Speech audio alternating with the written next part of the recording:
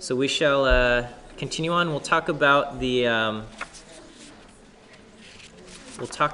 dispersion and spread, okay? As measured by the standard deviation.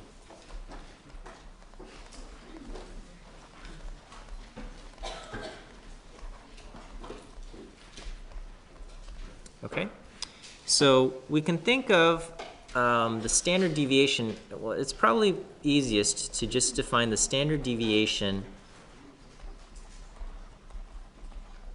as equal to the square root of the variance. And then it's easier to define what the variance is. Okay, and the variance can be thought of as the, I'm going to put quote, average. So I have average in quotes, average squared distance from the mean.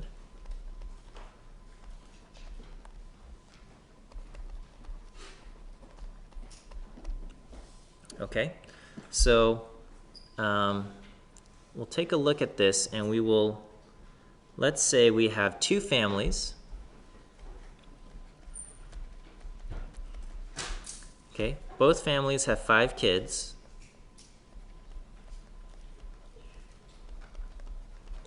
And in both families, for both families, the mean age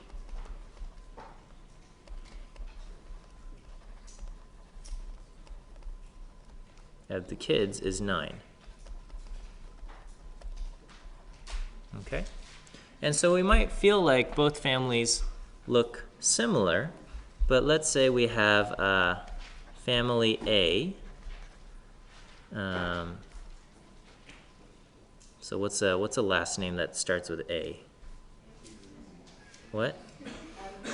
I was gonna go Alvarez. Okay. Is that no good? Okay. No. So we have the Alvarez family. All right, and then we'll say their kids are 7, 8, 9, 10, and 11 years old. Okay. And then what's a family B? Family Baker. Okay.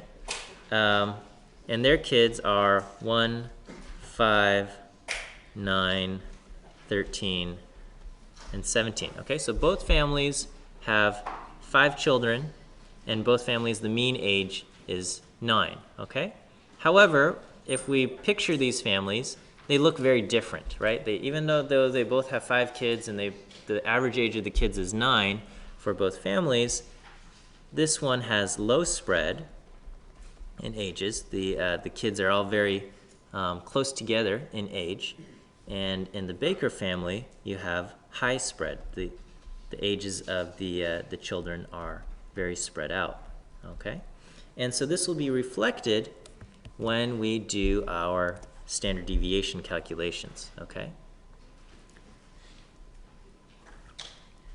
Okay, so I'm going to flip to the next slide here, if that's all right. Okay, so let's calculate the variance. So we'll say the variance is the quote-unquote average squared distance from the mean.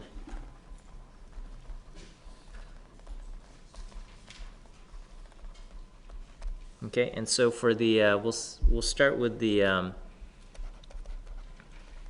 Alvarez family,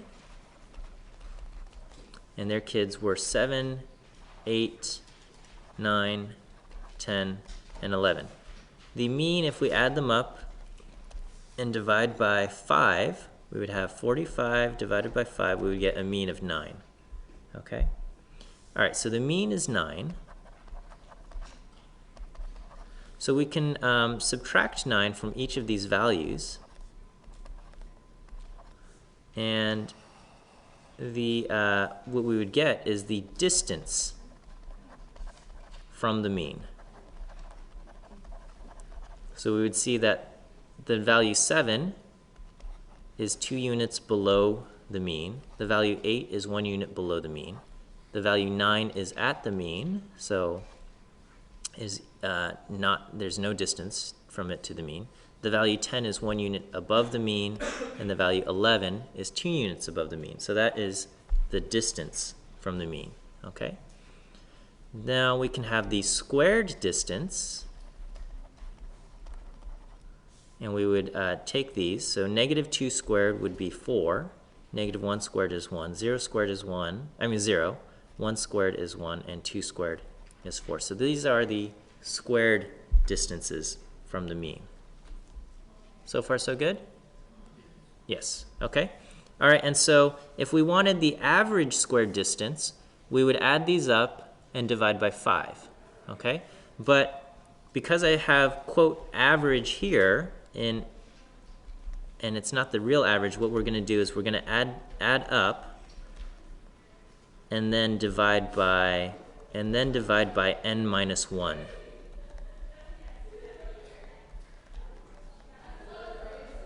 Okay, so normally for the average you would add them up and divide by n.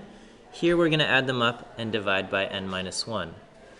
The reason why we divide by n minus 1, this is known as Bessel's correction. You don't have to worry about it, but students often ask, okay? And it's to compensate for the fact that we are using the mean from our own sample rather than the population mean, which is unknown to us. But anyway, we would add these up, so we would do 4 plus 1 plus 0 plus 1 plus 4, okay, and we would get 10. And normally to get the mean, we would divide by 5, but here we're going to divide by 5 minus 1, or 4. So we're going to do 10 divided by 4,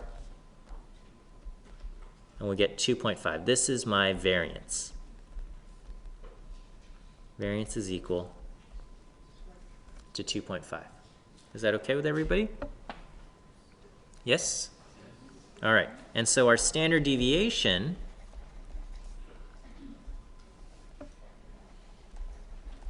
and symbolically we use the letter S. Our standard deviation is the square root of 2.5.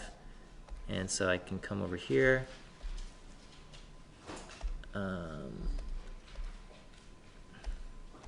The square root of 2.5, 1.581. Okay, so that is the standard deviation of ages for the Alvarez family.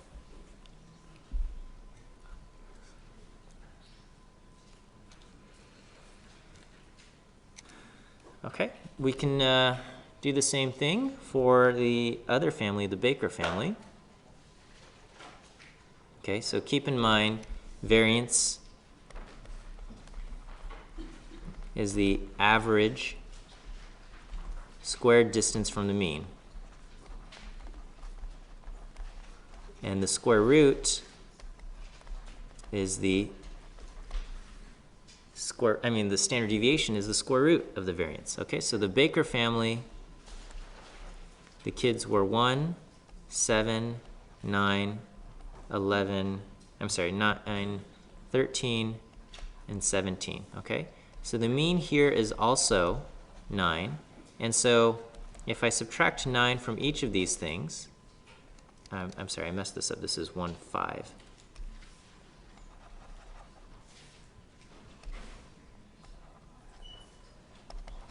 If I subtract 9 from each of these things, the distance from the mean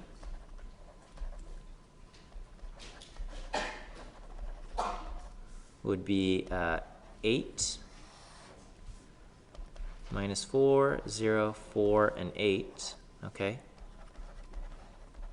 The squared distances would be 64, 16, 0, 16, and 64, okay? So then to get the average, is we would add them up, 64 plus 16 plus 0 plus 16 plus 64, and then I would divide by n minus 1, so I would divide by 5 minus 1. So here, these add up to 160 divided by 4, and I get 40. Okay, so my variance is equal to 40, so my standard deviation S is the square root of 40 which is 6.325.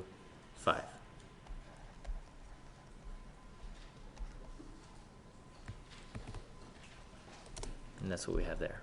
Okay, so this is just one way to measure the spread or dispersion. Okay, so I mean, when we saw these numbers, when we wrote down the ages of kids in the Alvarez family and the Baker family, we could see just from looking at the numbers, we could see that there was much more spread in the Baker family than the Alvarez family. We could see that the ages were much more spread out for the Baker family, and the ages were very close together in the Alvarez family. The standard deviation is just a way to quantify that amount of spread or dispersion, and it's very useful because sometimes it's not so obvious. The numbers may not be completely spread out or completely together, and so plugging the numbers into the formula to get the standard deviation is one way to calculate it. Now, I'll put the formula for the standard deviation here. You don't have to memorize it.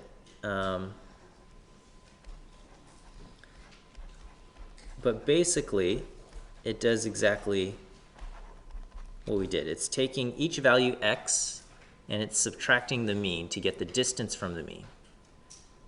It's squaring that distance. X minus x bar is the distance from the mean, and it's squaring that distance. Then it adds them up and divides by n minus 1. Okay, and that's going to give us the variance. And then we take the square root of that, and that gives us the standard deviation. So this formula summarizes exactly the steps that we've taken for calculating the standard deviation, okay? As it should, because that's what formulas are supposed to do, okay? So if I were to put on a quiz, get a set of 5 numbers, and I say find the standard deviation, you guys could do that, right? Okay. Without notes or things like that, you can find the standard deviation. Okay, so you can anticipate something of that nature here. Okay, the standard deviation is useful because it helps us answer questions about is a particular observation unusual or not. There's a question.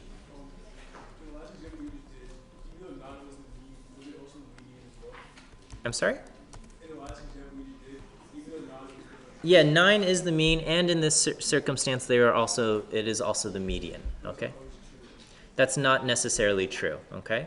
So if the distribution is perfectly symmetric, then you will have the mean equal to the median. And in this case, the data is perfectly symmetric, so it's just kind of a coincidence. And these numbers were picked for kind of simplicity in calculations, but in other data sets, it's not necessarily true. So for the standard deviation, you want to find the squared distance from the mean, not the median, okay? All right, so we can use the standard deviation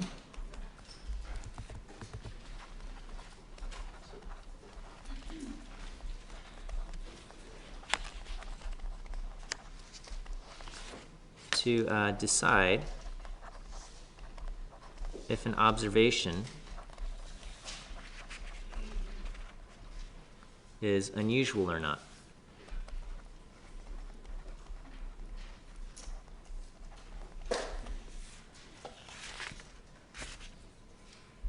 Okay, so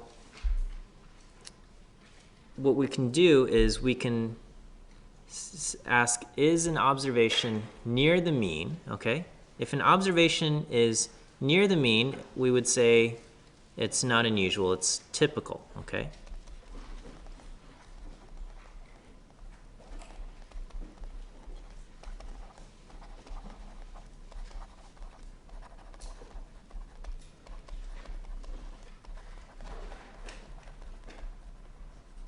Okay, and if the observation is far from the mean,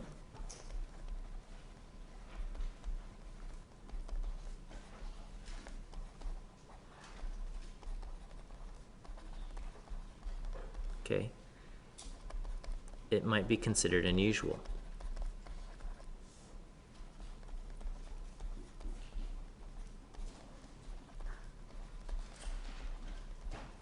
Okay, but the thing is what is near and what is far, okay? So to decide what is near and far, because if we're talking about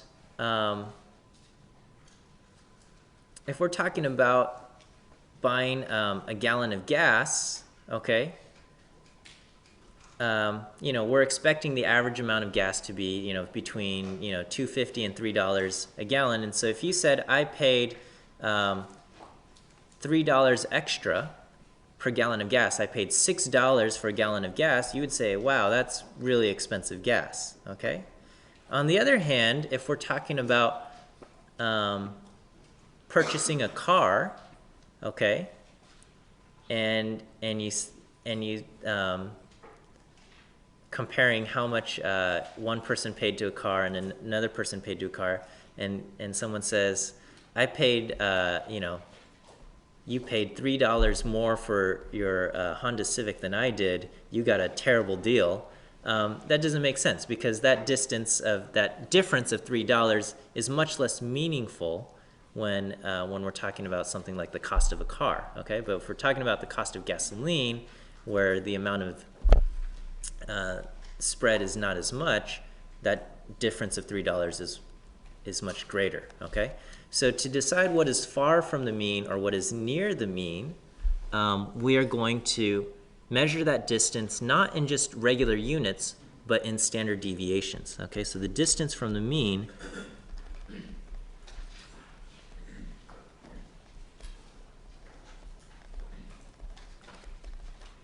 is measured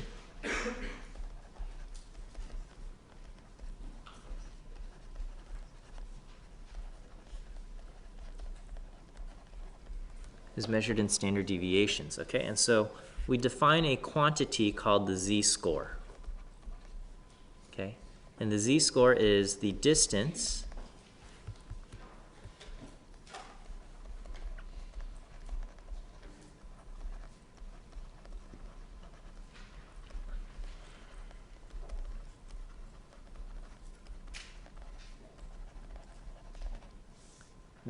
an observation is from the mean, measured in standard deviations. Okay, or we might say z is equal to x minus the mean x bar divided by s, the standard deviation.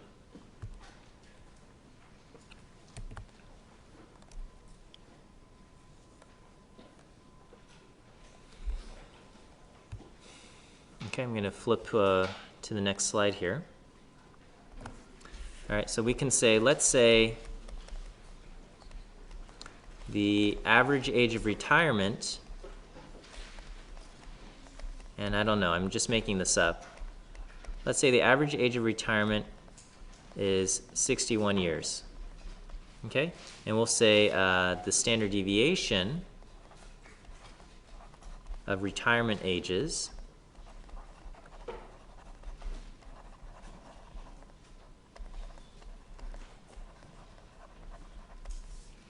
is 4 years, okay? So a person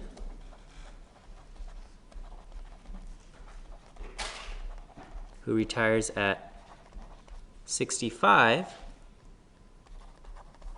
has a z-score of what? +1. This person retired 1 standard deviation above the mean, okay? So his retirement age, or her retirement age, is 1 standard deviation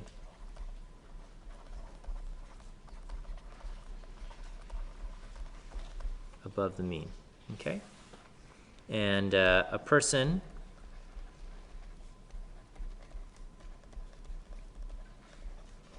who retires at 61 has a z-score of what?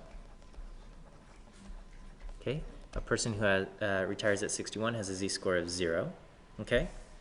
And let's say a person has a z-score minus 1.5, okay? What age did this person retire?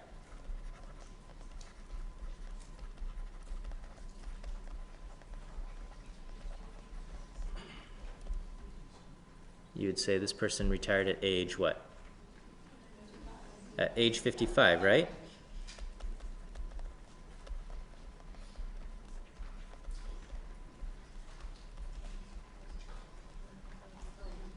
Okay, and we can just verify that z is equal to 55 minus 61 over 4. Indeed, this gives me negative 1.5, so that checks out. Okay? So far, so good? Okay. So then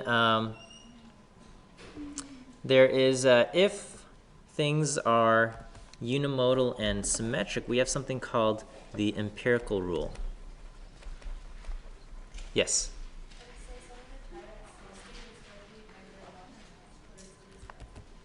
Someone retired at 60? Someone retiring at 60 retired 1 unit below 61. So if x equals 60, then z would be 60 minus 61 divided by 4. This person has a z-score of negative 0.25. Okay, 1/4 of a standard deviation below the mean. Okay, so this is someone retiring at age 60.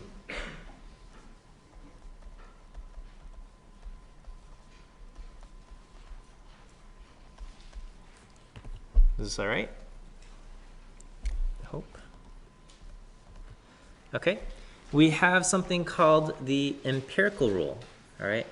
And what the empirical rule is that if a distribution is unimodal and symmetric,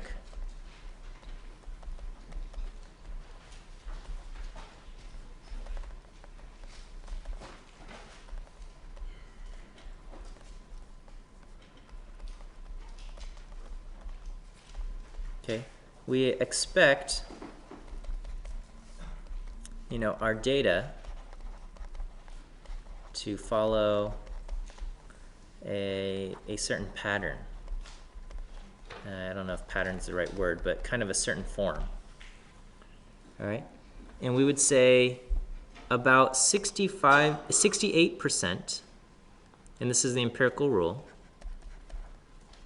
about 68%, or a little bit over 2/3, so about 68%, you know, a little over 2/3,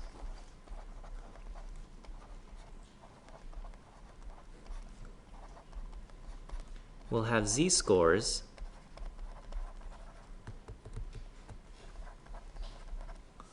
between -1 and +1, okay? Or we will say, another way is to say 68% of the data is within 1 standard deviation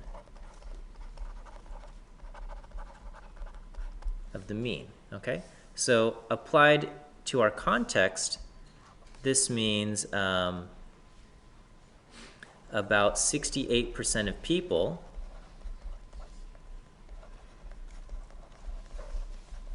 retire between 57, that's 1 standard deviation below, and 65, 1 standard deviation above, okay?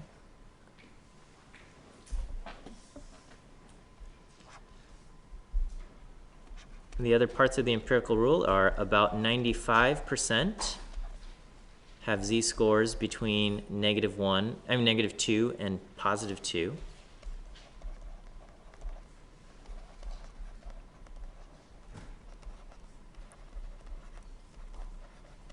So, or about 95% of the data is within 2 standard deviations of the mean.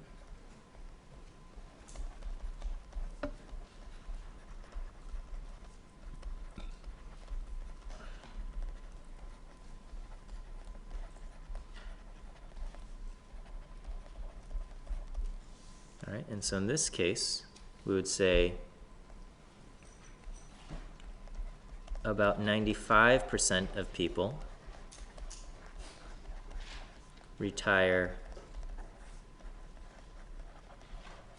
between ages 53 and 69. Okay? And then the last one is almost everyone, so about 99.7% have z-scores between -3 and 3. So nearly everyone. Okay?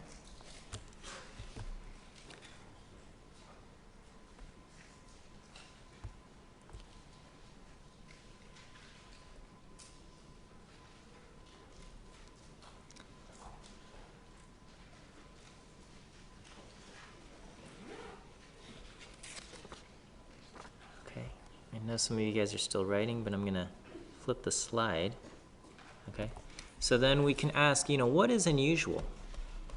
What is unusual? And we said, if a point is far away from the mean, then it's unusual. If the point is near the mean, it is not unusual. Okay? So we'll say if a z-score is more than 2 standard deviations away,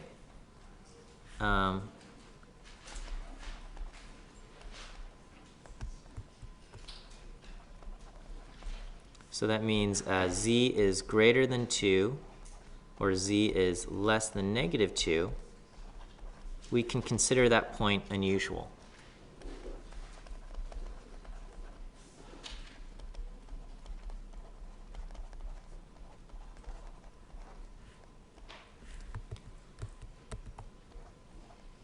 Unusual. Okay? And if a z-score, if z is greater than 3 or z is less than -3, then it is very unusual.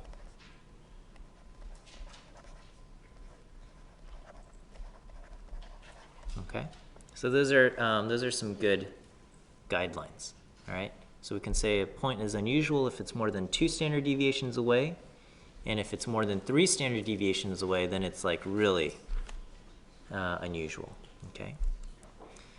The idea of a z-score is useful if we wanted to do some kind of apples to oranges comparison. Okay, so we can also compare how unusual a value is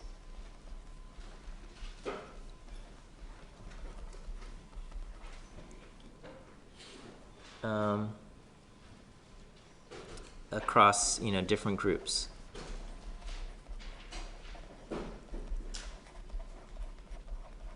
Okay, and so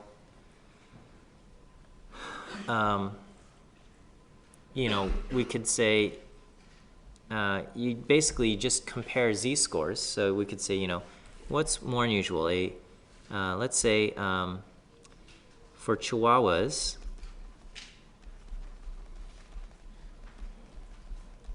the mean weight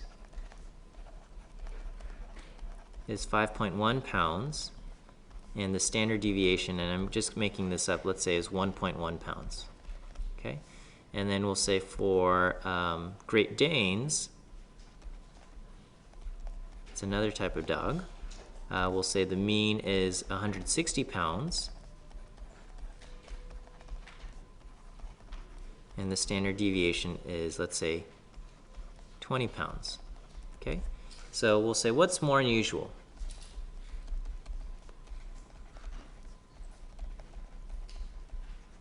Okay, a 10-pound Chihuahua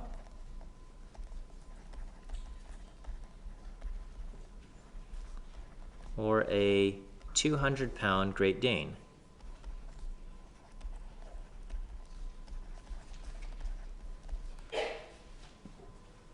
Okay, well, we would calculate the z-scores for each of these things. For the Chihuahua,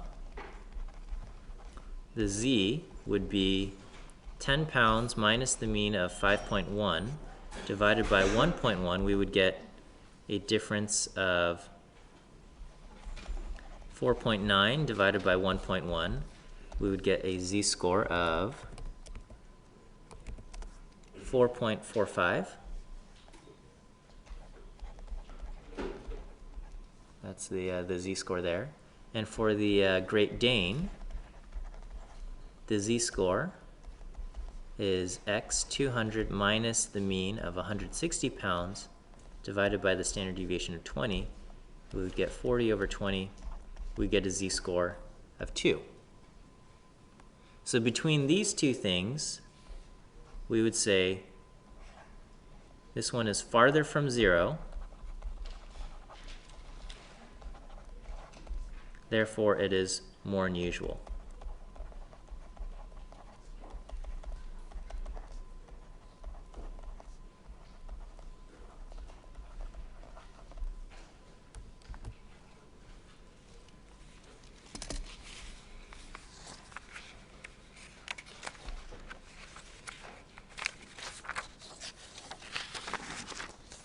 Does that make sense there? Hope.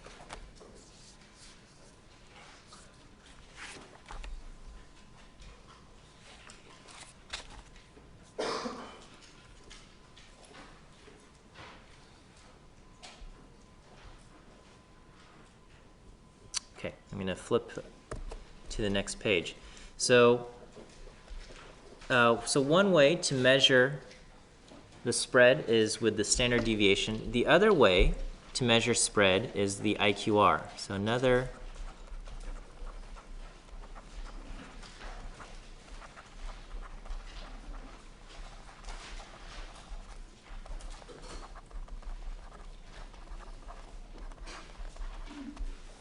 is with the IQR. So the IQR is the interquartile range.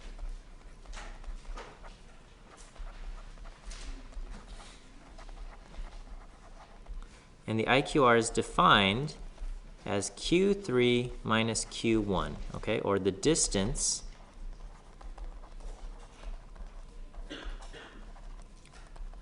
from the third quartile to the first quartile.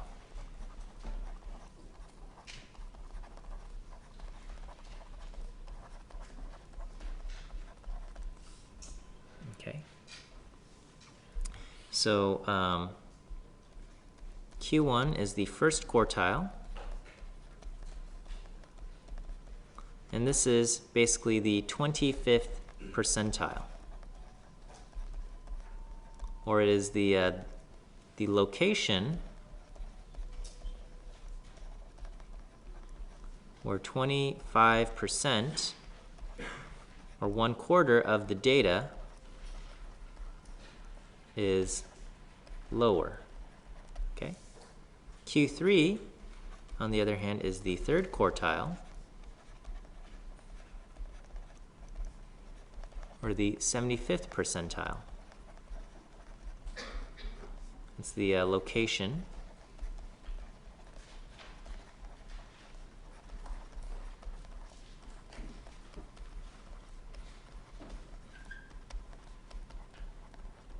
where 75% or 3/4 of the data is lower, has values lower than that, okay? What would Q2 be? The Q2 would be the 50th percentile or the halfway point, and that would be the median, right? So the second quartile is just another synonym for the median. And that's how we measure center.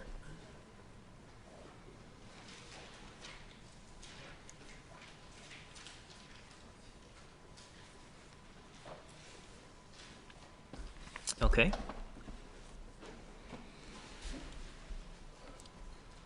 Is this okay so far? All right, I'm going to flip to the next page. So let's say we have 12 test scores.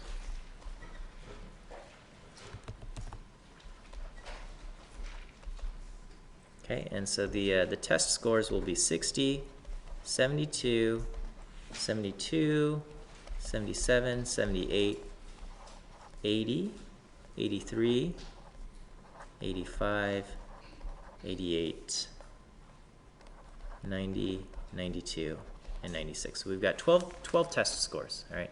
So I know you guys are like furiously copying these things down. Okay, so to find the quartiles, we're going to first find the median. So find the median first. Okay, so if I've got 12 scores, how many are going to be smaller than the median? 6, right? So I'm just going to go 1, 2, 3, 4, 5, 6. They're already in order from least to greatest. Okay, so the median is going to go right here. So I've got 6 that are smaller, and over here I've got 6 values that are larger. So my median is halfway between 80 and 83, so my median will be the average or the mean of 80 and 83. So I will do 80 plus 83 divided by 2. My median is equal to 81.5. All right? So find the median first. We've done that. Good with everybody? Now that we've done that, all we have to do is just pretend like this is a new list. Okay, so this is, now we have a new list of just 6 values. Quote unquote new list of 6 values. And then so to get Q1, this will be, Q1 is the quote median of the lower half. Okay, so here I've got 6 values. The median is going to be what? Halfway between here and here, right? So this will be Q1. So Q1 will be 72 plus 77 over 2. I've got Q1 equal to 74.5, all right? So what's Q3 going to be? So Q3 will be 88 plus 90 divided by 2, 89. We're going to just do that over here. Okay, so we're going to just pretend this is another list, and we'll have Q3 right here. Oops, 89. Okay, so the IQR in this case will be Q3 minus Q1, 89 minus 74.5, and what is that, 14.5? There you have it. It's the IQR.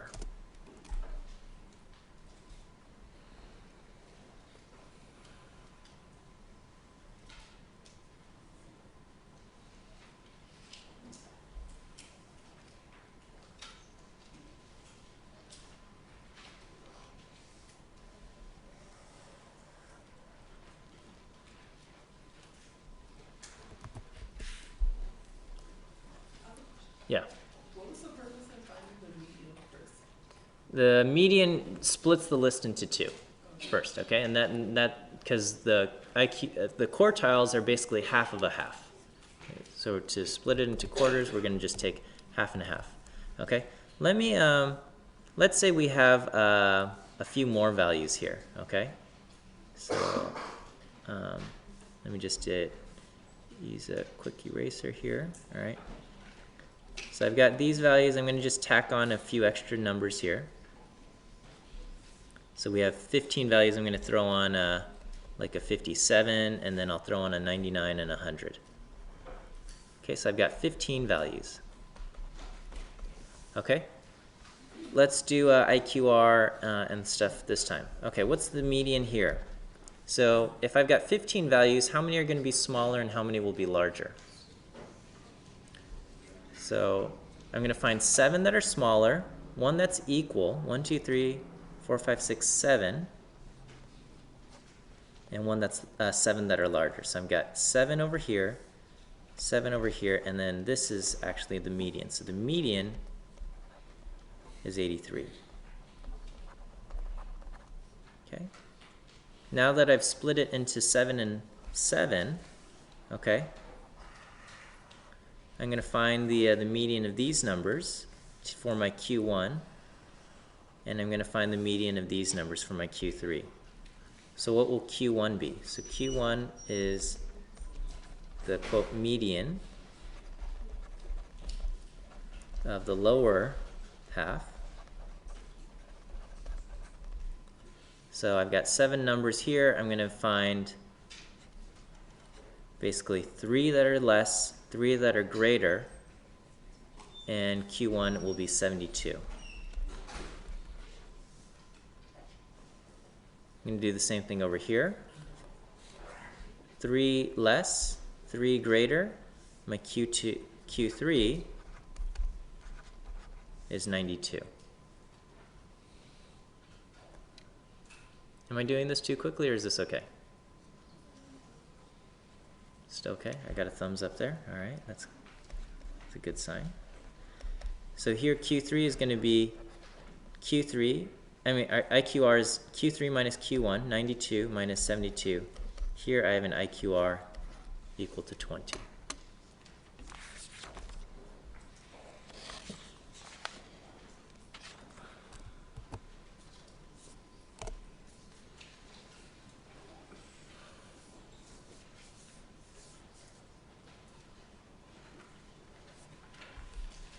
Okay, we have just a few minutes left, so we have one more graphic display. Now that we've talked about the quartiles and the median, we have one more graphic display that's kind of a bare bones display of our data, okay?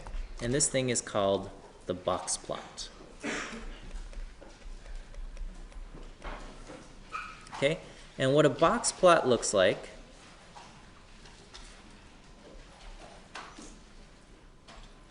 is it looks like a rectangle with a line. We call that the box.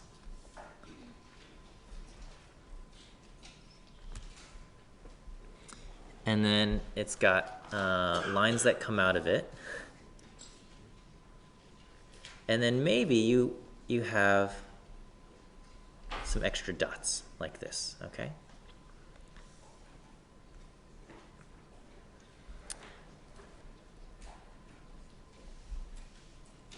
All right, and then along here, there's also going to be some kind of number line giving it a scale, okay?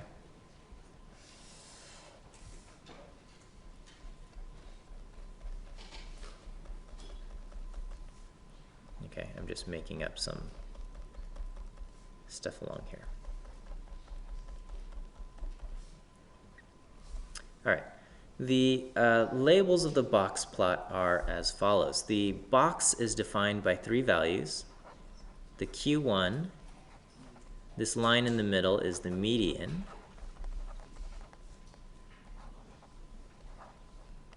And this value is Q3, okay? There are invisible lines that don't actually show up in the box itself, okay?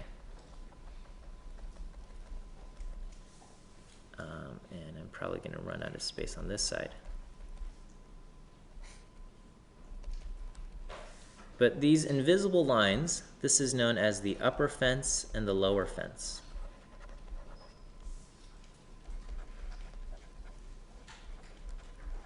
Okay. The fences differentiate between points that are considered regular and points that are considered outliers, okay?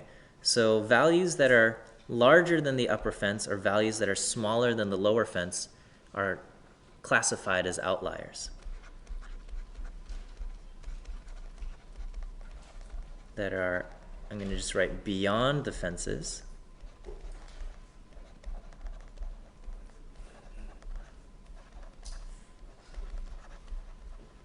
Are considered to be outliers. Okay? So, if we think about it, the width of the box, this box width, what is the width of the box? The IQR, because it's the distance between Q3 and Q1. The width of the box is the IQR.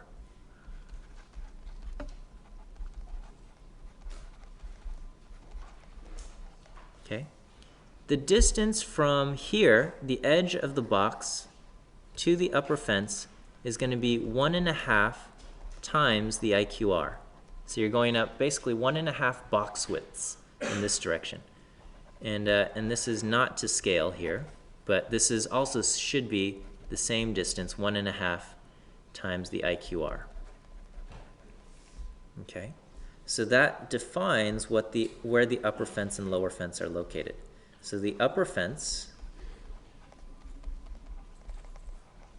is located at Q3 plus 1.5 times the IQR.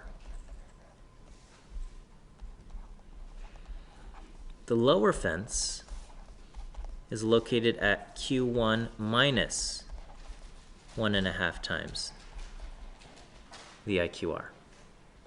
Okay.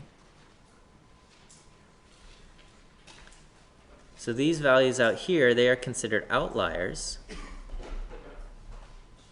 and they are indicated with circles, okay, drawn with circles or dots, sometimes stars.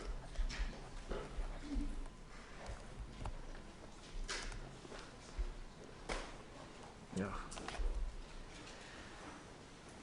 Okay.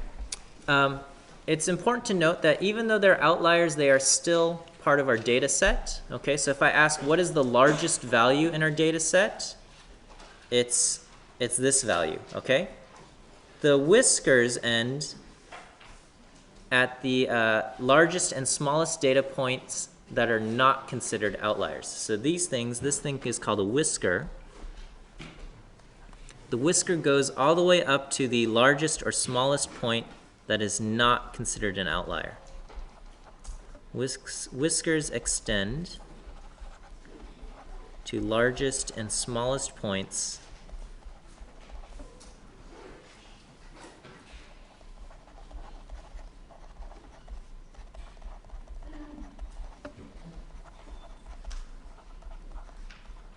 that are not